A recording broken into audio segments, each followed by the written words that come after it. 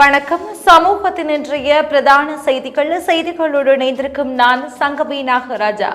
விரிவான செய்திகளுக்கு செல்லும் முன்னதாக முதலில் தலைப்புச் செய்திகள். சம்பள உயர்வு விவகாரத்தில் அரசு ஊழியர்களை ஏமாற்ற முயல்கிறது அரசு, பவுரல் அமைப்பு விசனம். சுயாதீனமாக செயற்பட உள்ளதாக சபையில் அறிவித்தார் ராஜாங்க அமைச்சர் அரந்திக. நாடளாவிய ரீதியில் இன்று மும்முரமாக இடம்பெற்ற தபால் மூல வாக்களிப்பு நடவடிக்கை. சர்வதேச நாணய நிதியத்தின் நிபந்தனைகள் நாட்டுக்கு பாதிப்பில்லை, அனுர தெரிவிப்பு. கட்சி தீர்மானங்களை மீறியோரின் பதவிகள் பறிப்பு, மொட்டு கட்சியின் அதிரடி அறிவிப்பு. அத்தியாவசிய பொருட்களுக்கு உச்ச கட்டுப்பாட்டு விலை நிர்ணயம். பிறப்பிறப்பு சான்றிதழ்களை இணையத்தில் பெற புதிய வழிமுறை வெளியானது அறிவிப்பு. இலங்கை சிறுவர்களுக்கு போசனை குறைபாடு நாடாளுமன்றத்தில் சுட்டிக்காட்டு. மாதகள் கடலில் படகு கவிழ்ந்து விபத்து, ஒருவர் மாயம்.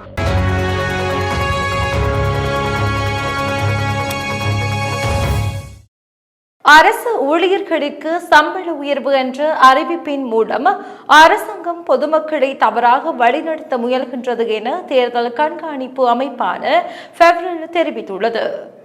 ஜனாதிபதி தேர்தலின் தபால் மூல வாக்களிப்பிற்கு முன்னதாக அரசாங்கம் பொதுமக்களை தவறாக வழிநடத்த முயல்கிறது என்று பவரல் தெரிவித்துள்ளது. அமைச்சரவை எதிர்வரும் தேர்தலில் பாதிப்பை ஏற்படுத்தக்கூடிய 3 தீர்மானங்களை எடுத்துள்ளது என்று பவரல் அமைப்பின் நிறைவேற்று பணிப்பாளர் ரோகன கெட்டியராச்சி தெரிவித்துள்ளார். தீர்மானங்களை எடுப்பதற்கு அமைச்சரவைக்கு உள்ள அதிகாரம் குறித்து நான் முரண்படவில்லை. எனினும் இந்த 3 தீர்மானங்களும் தேர்தலில் தாக்கத்தை ஏற்படுத்தக்கூடும், இவை பாரதூரமானவை என அவர் தெரிவித்துள்ளார். சில மாதங்களுக்கு முன்னரே அரசாங்கம் ஒரு சதம் கூட சம்பளத்தை அதிகரிக்க முடியாது என்று அமைச்சரவை பேச்சாளர் மூலம் அரசாங்கம் தெரிவித்து இருந்தது. சம்பள உயர்வை வழங்கும் அளவிற்கு பொருளாதார முன்னேற்றம் ஏற்பட்டுள்ளதா? உத்தேச சம்பள அதிகரிப்பை வழங்குவது என்றால் அரசாங்கத்திற்கு மாதம் ஒன்றிற்கு 20 மில்லியன் தேவை என தெரிவித்துள்ள ரோகன கெட்டியராட்சி, இவ்வாறான அறிவிப்புகள் மூலம் அரசாங்க ஊழியர்களை ஏமாற்ற முயல்கிறது என்று தெரிவித்துள்ளார்.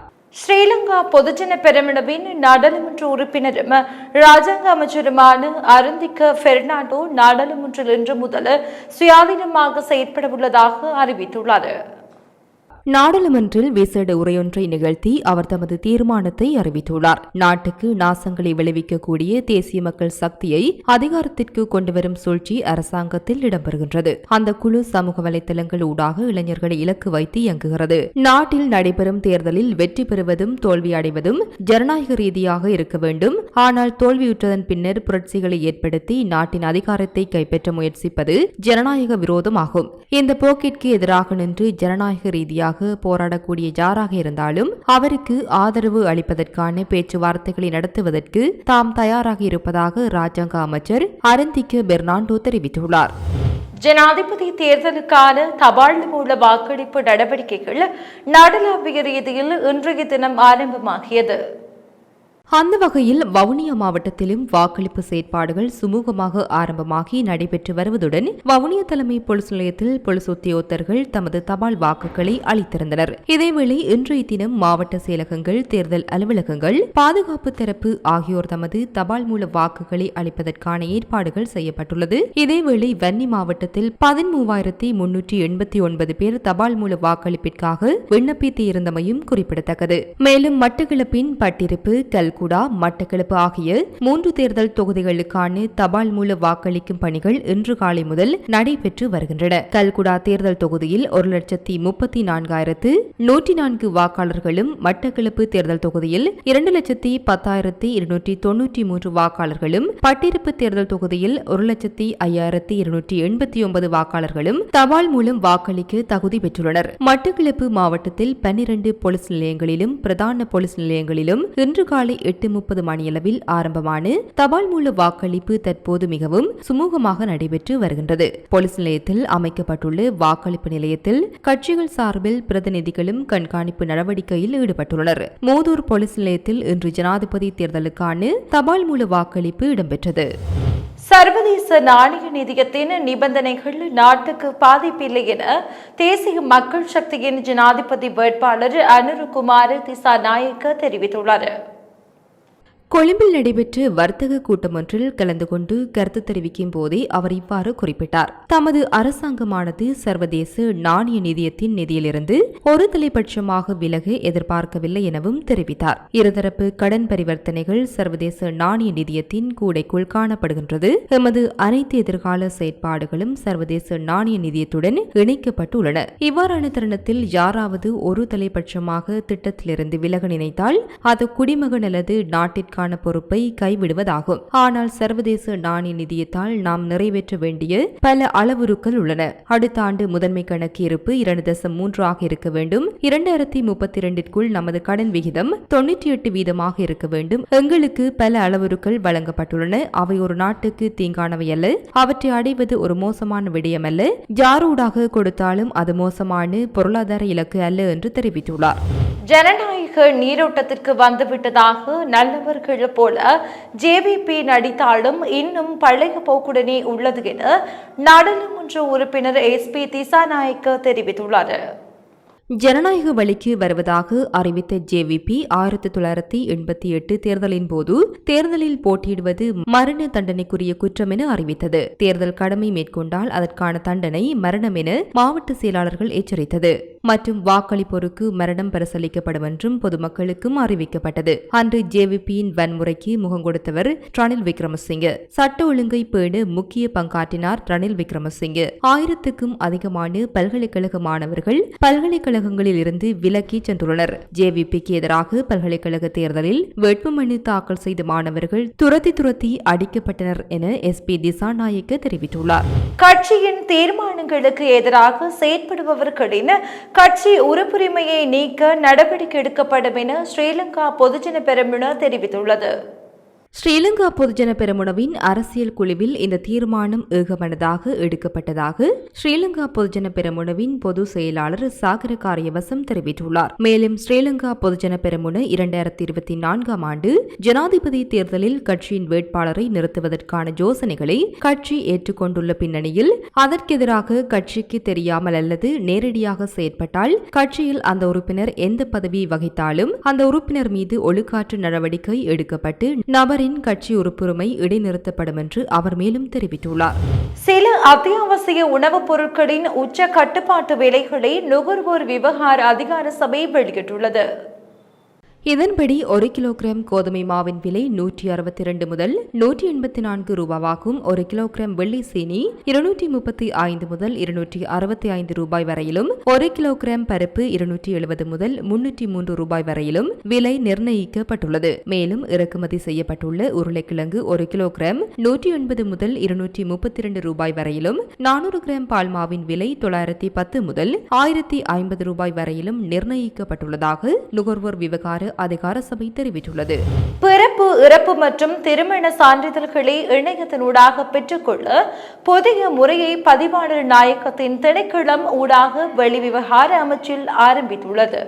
நிகழ்வு ஒன்றின் போது பேசிய வெளியுறவுத்துறை அமைச்சர் அலிசப்ரி 2 ஆண்டுகளுக்கு முன்பு தொடர்புடைய சேவைகளுக்கான தேவையால் அதிக மக்கள் கூட்டம் மற்றும் ஒரே இரவில் வரிசைகள் திரண்டன. இந்த சிக்கலை தீர்க்க அரசாங்கம் இணையத்தினூடாக பெற்றுக்கொள்ளும் சேனலிங் புதிய முறையை அறிமுகப்படுத்தியுள்ளது.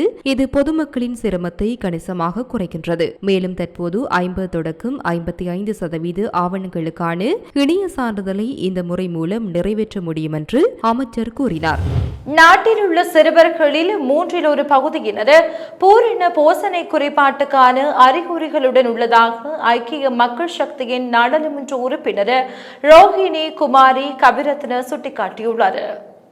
யுனிசெப் வெளியிட்டு அறிக்கை ஒன்றை நாடாளுமன்றத்தில் முன்வைத்து உரையாற்றும் போதே இதனை தெரிவித்த அவர், நுவரெலியா மாவட்டத்தில் உள்ள பெருந்தோட்ட பகுதிகளிலேயே அதிகளவான சிறுவர்கள் தீவிர போசனை குறைபாடுகளை கொண்டுள்ளதாக குறிப்பிட்டுள்ளார். இந்த நிலைமை நீடித்தால் நாட்டில் மந்த போசனை நிறைந்து சமூகமே என்றும் இந்த விடயம் தொடர்பில் அரசாங்கம் கூடிய கவனம் செலுத்த வேண்டும் எனவும் கோரிக்கை விடுத்துள்ளார். நாட்டின் மந்த போசனை நிலைமையினை இல்லாது ஒழிப்பதற்கு அத்தியாவசிய பொருட்களின் விலையினை கட்டுப்படுத்துவது அவசியமாகும். சிறுவர்களுக்கு சிறந்த போசனை காலை உணவுகள் வழங்கப்பட வேண்டும் என்பது அதில் குறுங்கால தீர்வாக முன்வைக்கப்பட்டுள்ளதாகவும், எனவே அந்த தீர்வினை பெற்றுக் கொடுக்க அரசாங்க நடவடிக்கை எடுக்க வேண்டும் எனவும் நாடாளுமன்ற உறுப்பினர் ரோகிணி குமாரி கவிரத்ன கோரியுள்ளார். இதற்கு பதிலளித்த சபை முதல்வர் சுசில் பிரேமஜயந்த தற்போது 17 லட்சம் ஆரம்ப பிரிவு பாடசாலை மாணவர்களுக்கு பகல் உணவு வழங்கப்படுவதாக தெரிவித்தார். அத்துடன் 6, 7 மற்றும் 8ஆம் தரங்களில் உள்ள மாணவர்களுக்கும் குறித்த பகல் உணவை வழங்குவதற்கான யோசனையை அடுத்த வருடத்திற்கான பாதீட்டில் உள்ளடக்க தீர்மானிக்கப்பட்டுள்ளது. அதே நேரம் இந்த திட்டத்தை முன்பள்ளிகளுக்கு விஸ்தரிப்பதற்கு திட்டமிட்டுள்ளதாக சபை முதல்வர் சுசில் பிரேமஜயந்த தெரிவித்துள்ளார். விளக்கமறியலில் வைக்கப்பட்டுள்ள முன்னாள் சுகாதார அமைச்சர் ஹேகிலிய ரம்புக்வெல்ல தாக்கல் செய்த மனு மீதான உத்தரவை அறிவிப்பதை மேன்முறையீட்டு நீதிமன்றம் ஒத்திவைத்துள்ளது. தரமற்ற நோய் எதிர்ப்பு மருந்துகளை கொள்வனம் செய்தமை தொடர்பில் தம்மை கைது செய்து விடுதலை செய்யுமாறு மாளிகாகந்த நீதவான் நீதிமன்றம் வழங்கிய உத்தரவை ரத்து செய்யுமாறு கோரி முன்னாள் சுகாதார அமைச்சர் இந்த மனுவை தாக்கல் செய்துள்ளார்.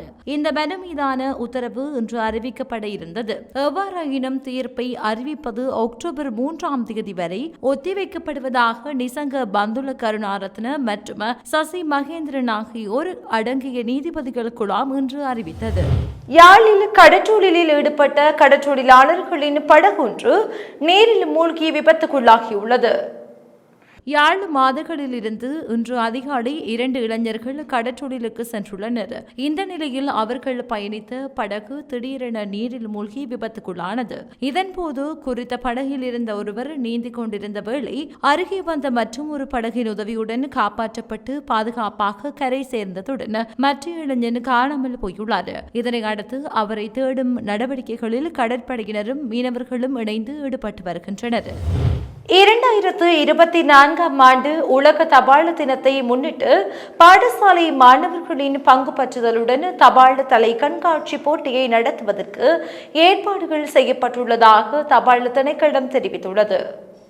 இந்த முத்திரை கண்காட்சி கல்வி அமைச்சின் அதிகார வரம்பிற்கு உட்பட்டது. 5 முதல் 13ஆம் வகுப்பு வரை படிக்கும் மாணவர்கள் இதில் பங்கு கொள்ளலாம். இந்த கண்காட்சியின் நிபந்தனைகள் மற்றும் இதர விவரங்களுக்கு 0112326163 என்ற தொலைபேசி எண்ணிலும் ஸ்டாம்பெக்ஸ் 2024@gmail.com என்ற மின்னஞ்சல் முகவரியிலும் www.slpost.government.lk மற்றும் www.stamps.government.lk என்ற முகவரியிலும் www.facebook.com/PHILATELIC ஸ்ரீலங்கா என்ற முகநூல் பக்கத்தினூடாகவும் தகவல்களை பெற்றுக்கொள்ள முடியும் என தபால் திணைக்களம் மேலும் தெரிவித்துள்ளது.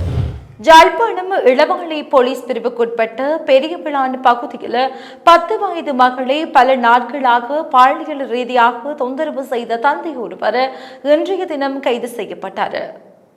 குறித்த நபர் பன்னாகம் பகுதியில் உள்ள பாடசாலை ஒன்றில் ஆசிரியராக பணியாற்றி வருகிறார். இந்த நிலையில் தனது மகளை பல நாட்களாக பாலியல் ரீதியாக துன்புறுத்தி வந்துள்ளார். அந்த வகையில் இது குறித்து இளவாலை போலீஸ் நிலையத்தில் முறைப்பாடு பதிவு செய்யப்பட்டது. இந்த நிலையில் குறித்த சம்பவத்துடன் தொடர்புடைய தந்தையை போலீசார் கைது செய்துள்ளதுடன் அவரை நீதிமன்றத்தில் முற்படுத்துவதற்கான நடவடிக்கைகளை மேற்கொண்டு வருகின்றனர்.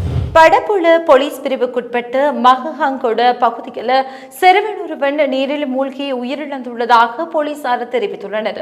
மகஹங்கோடு அலுத்வல பிரதேசத்தில் வசிக்கும் 5 வயதுடைய சிறுவனை உயிரிழந்துள்ளார். இறந்த சிறுவனின் தந்தை கடை நடத்தி வருவதுடன் கடையில் இருந்து சிறுவன் தனியாக வீட்டுக்கு சென்றுள்ளதாக போலீசார் தெரிவித்துள்ளனர். சிறுவன் வீட்டிற்கு திரும்பி வராமையினால் வீட்டின் பின்புறம் உள்ள விவசாய நிலத்திற்கு தயார்படுத்தப்பட்ட நீர் நிரம்பிய வடிகாலில் சிறுவன் மூழ்கி கிடப்பதை கண்ட தந்தை ஆராய்ச்சி கந்த வைத்தியசாலைக்கு அனுமதிக்கு கொண்டு சென்ற போது உயிரிழந்துள்ளதாக போலீசார் தெரிவித்துள்ளனர். இதனை அடுத்து இந்த சம்பவம் தொடர்பாக போலீசாருக்கு கிடைத்த தகவலின் அடிப்படையில் விசாரணைகள் இடம்பெற்று வருகின்றமை குறிப்பிடத்தக்கது. அம்பாறையில் சுமார் 4.5 லட்சம் ரூபாய் பெறுமதியான ஐஸ் போதைப் பொருளுடன் அரசு உத்தியோகத்தர் ஒருவர் விசேட அதிரடிப்படையினரால் கைது செய்யப்பட்டுள்ளார். குறித்த நபர் சூட்சுமமான முறையில் நீண்ட நாட்களாக ஐஸ் போதைப் பொருளை தனது மோட்டார் சைக்கிளில் விநியோகித்து வந்துள்ளமை விசாரணைகளில் இருந்து தெரிய வந்துள்ளது. இந்த நிலையில் குறித்த நபரை விசாரணைகளின் பின்னர் நீதிமன்றில் ஆஜர்படுத்துவதற்கான நடவடிக்கை முன்னெடுக்கப்பட்டு வருவதாக தெரிவிக்கப்பட்டுள்ளமையும் குறிப்பிடத்தக்கது. இத்துடன் சமூகத்தின் இன்றைய பிரதான செய்திகள் நிறைவு பெறுகின்றன. தொடர்ந்தும் சமூகத்தோடு இணைந்திருங்கள். நன்றி. இது போன்ற செய்திகளை தெரிந்து கொள்ள சமூகம் நியூஸ் சேனலை சப்ஸ்கிரைப் செய்து அருகில் உள்ள பெல் பட்டனை கிளிக் செய்யுங்கள்.